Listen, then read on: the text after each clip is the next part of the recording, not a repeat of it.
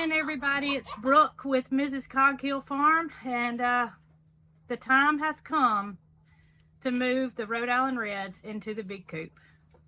Now, what we've done in the past is we've got a little room in the back of this mobile chicken bus, and we close the door and let the young chickens get adapted to the bigger chickens by being able to see them through a open area, and then just being in the same enclosure with them. So when it's time to open the door and let everybody get to know each other, there's a lot less drama than if we just put them in here loose. First thing first, got to gather eggs, and then we will get started on moving some chickens. Don't have very many eggs today, and that's part of the reason why I feel like I need to add more hens. We do sell eggs here at Cog Hill Farm out at our farm stand, and the community just loves them. So more hens would not amount to any more work for us. We feed our hens all the time. They have 24/7 food available. A lot of people don't do that. They feed them, at a certain time of day. But we have found that our chickens will not eat more than they can hold if you allow them to just have free-range food. And plus, they have access to insects and all the different grasses that are available in their free-range area. So we just feel that works best for us. Now, it may not be the best for every situation. But this time next year, I should be getting a good many more eggs than what I'm getting now. However, when a hen reaches a few years of age, 2, 3, they start slowing down on their egg production. So it's always going to be a revolving cycle as to the older hens slowing down, and I'll bring in new ones to take their place. I get attached to my chickens just like I do everything else. So finding a home for them once they kind of slow down on their laying is not something we do. That we let them live their life out here. And there went an egg. I don't know if y'all were able to see it or not. Which one was it?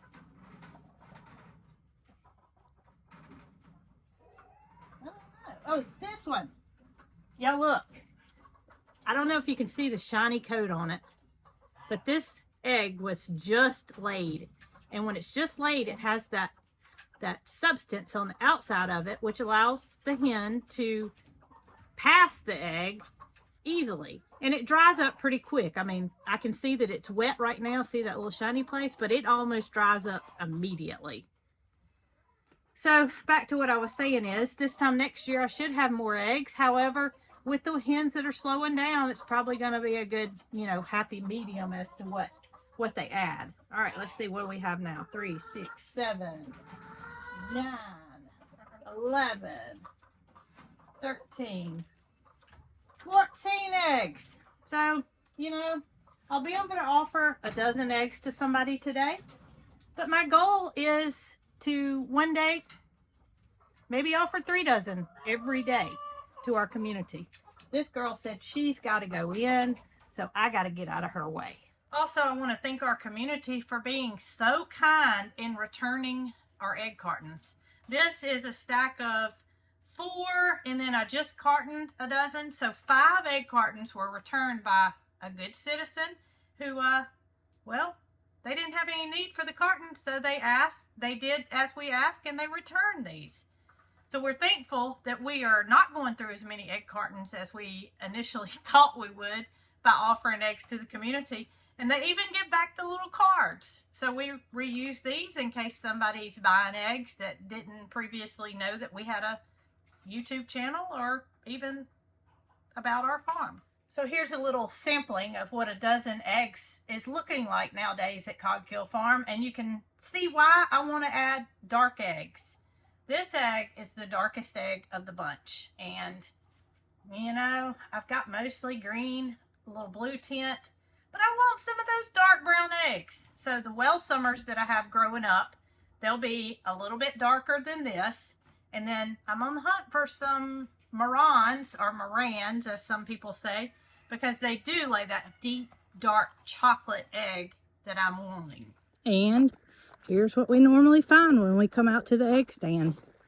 Out of stock.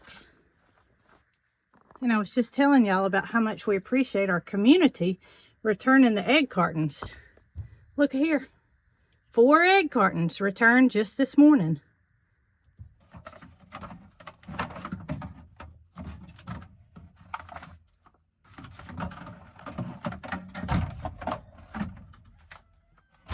Just like that. Dozen eggs, and we'll flip the sign over so somebody can have fresh eggs. Laura, I mean, that just does not make sense. Mabel decided to join you. There, y'all, girls, there is no difference in that grass that's inside that pasture versus what's outside this fence. All right, ladies, today is the day. You ladies will be moving to a bigger enclosure because you're about to grow too tall for this area. You've got probably 2.5 inches or so before your heads hit the top, and you're getting kind of cramped in there.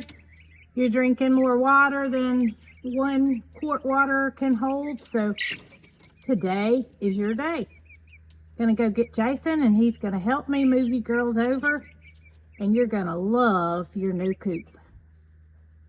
Meanwhile, you can see the littles down here. They're doing just fine.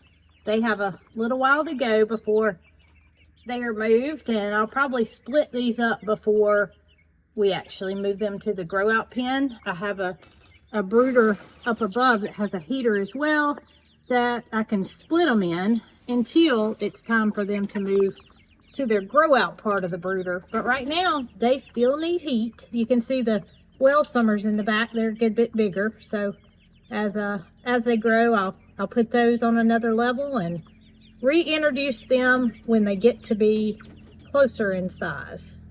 I hear Jason.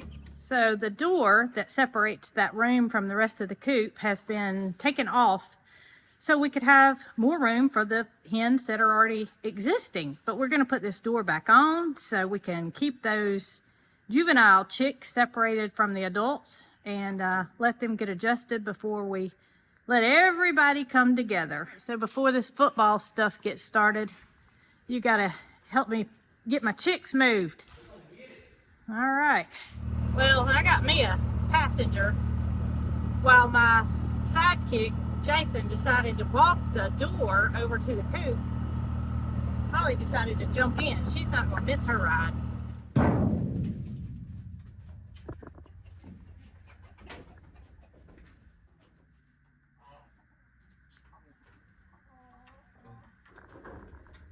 Lean it in some, or you good? Well, Jason got the door on, and y'all, I can't tell y'all how wonderful it is to have this back part of the coop that just allows the chickens to see the smaller ones and gets everybody acquainted. And if y'all saw the video where we took the frames out of the hives that were infested with the wax moths and fed them to the chickens, these are the only 2 frames that they didn't clean up. And they're doing what's that? This is the ones that they worked on, and I'd say they did a much better job than what any human could have done, getting that wax off of there and ingesting the wax moths. I don't think I wanted to. You don't want to do that? No, I didn't want to do that. But look, this is the girl that was so invested when we first put the frames out here, and she is still the one that's most interested. How about that? Well, I just looked back because I could not remember how long I'd had these chicks in the brooder. And y'all, can you believe that just 3 weeks ago, it's okay, 3 weeks ago, 10 of these were brought home in this box. Is that not amazing? Look how much they've grown. I mean, chicks just don't keep.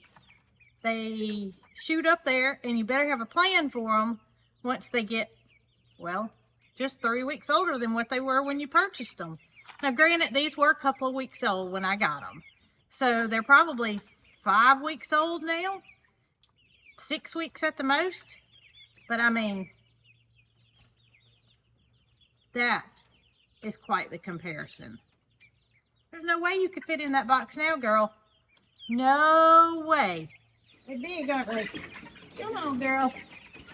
All right. Got it? I got it. And Jason decided to put a seatbelt on them so that way there's no chance the box is going to fall out. And yes, they are fragile. Of course, I had to turn my clean water upside down. Oh no. To get it full, so it looks like it's dirty, but it's not. Well, I'll take that back. It is dirty, but it's just on the top. It's just on the top. I'm gonna shut the door. You shut me in here with these babies. All right, girls. One at a time, please. Here we go. They said they have never heard of goose before. Yeah. Cheese is introducing itself for sure. It is. Look at their speckles starting to... I don't know if we can see it. Let me do like this. Oh yeah. Yeah, this is much better. Found their food. Much better, isn't it? Much better. I just love this area. Yeah, and I'm so glad you thought about adding it. It's so perfect. A long time ago instead of adding it now. Yeah. So, Jason, I'm thinking since it's the first full Saturday of college football, Yeah. I might try something that I've never done before. What's that? Well, I haven't had the need since last fall. Right. Winter. Uh-huh. And that is making you some stuffed jalapenos. Let's do it. How's that sound? That sounds delicious. Well, you are going to have to wait till game time. That's fine. You don't want stuffed jalapenos for breakfast, I don't think. Not at all. It might get your day going. Maybe a football player might need some Oh, stuffed jalapenos to get his day going. It'll get you going. I don't think stuffed jalapenos and coffee would be too good. Probably not, but you know what? What? We're going to have them for later. Good. See how it works. They're so good. All right, y'all, here I am in my kitchen, and a few hours have passed, so the football game's going, and I want to make Jason something that I haven't made, but I don't want these beautiful garden-grown jalapenos to go to waste. So we are going to try to air fry some jalapeno poppers. But don't worry, if you don't have an air fryer, the recipe says you can use the oven as well. So if this is something you're interested in, we will always post the recipe on our website where you don't have to follow along with me and try to jot it down. So first thing I got to do is get these jalapenos seeded, and I'm going to do that by wearing some gloves. Then we'll start with the cheese mixture. If you don't like hot, then I'm sure you could use a milder pepper, but Jason just so happens to like hot stuff. Me, not so much, but I'm going to give this a try just to see how I like it. Jalapenos are seeded and halved, ready to be filled. I've had my cream cheese softening on the counter. It's just 4 ounces. I used a block of cream cheese and just cut it in half. And to that, we're going to add 2 tablespoons of crumbled feta cheese, 2 tablespoons of mayonnaise, and then 1/4 of a cup of shredded sharp cheddar cheese, a teaspoon of garlic powder, 1/2 teaspoon of black pepper. And the recipe calls for chives, but chives aren't something that I normally keep on hand. A lot of times we have them grow them in the garden, but this recipe, I had everything that it required here, and I was not about to go to the store for chives. So we're going to make our air fried jalapeno poppers without the chives, and I doubt you'll even notice it. But if you have chives, use them. All right, and our mixture is ready, so I'm just going to fill each one with the cheese mixture, and then we're going to dip them in a panko butter mixture for like a crunchy coating on the outside. Don't go over the top because you don't want any cheese dripping down in your air fryer, so kind of keep it level with the top. So before I make the panko breadcrumb mixture, I'm going to go ahead and turn my air fryer on Now this is an air fryer convection oven combo, so I'm just gonna have to look at them and make sure that they're browned on top. You don't want them to cook too long because they're gonna become soggy. But I am gonna preheat it, and the temperature for air frying is 325. So 1 tablespoon of melted butter to 1/4 of a cup of panko breadcrumbs. And that should give it an added crunch and make it really, really good. Dip each one in, and the coating should look like that. Now, you could top it with chives. Again, I don't have any, so we're gonna skip that part. All right, and now we wait. Well, I think these look pretty good. The goal was to get the topping brown. I mean, you could make it as brown as you wanted to or as light as you wanted to, but I think this is good. Hey, Jason, when there's a commercial, I have you something. All right, what do you think? They look great. Don't they look pretty? They look awesome. So, it says to eat them hot. Yeah. But I think they're a little bit too hot. What do you think? Probably so. I mean, I can just imagine that cheese filling burning the top of your mouth. Yeah, I don't need to go to the ER for the game. Well, you wanna maybe try some ranch dressing and see if that won't cool it off a little bit, so we can go ahead and taste it and Let's you do can get that. back to your game. Let's do that. Okay. Too hot to hold? It is.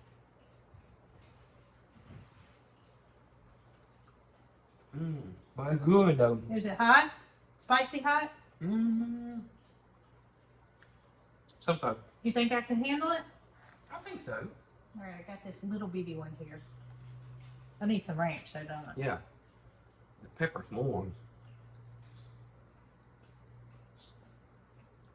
Too spicy? That's good. It's good. I think because I've been holding it. You just dip it in there and went with it. That's delicious. You like it? Mm-hmm. What would you do different? No? Nothing. Mm-mm. They call for chives on the top, but I think that's just for pretty. I might request those again. Well, the peppers are about done. Yeah. That one was hot. Was it? Spicy hot. You okay? I'm not okay. I don't like hot stuff. That one was a little bit too hot. Yeah, I need that. Okay, y'all, find the recipe on the website. So I'm gonna leave these for you, and you Okay. go back to your football game. But if you're a fan of hot stuff, or not a fan of hot stuff, you could use a banana pepper or something different. Mm-hmm. Bell. Anything you wanted to. Yeah. But I'm glad we got to use the rest of the peppers from the garden, and now you have something to enjoy your game. Thank you. All right. Mm-hmm. Hope y'all enjoyed, and y'all be good.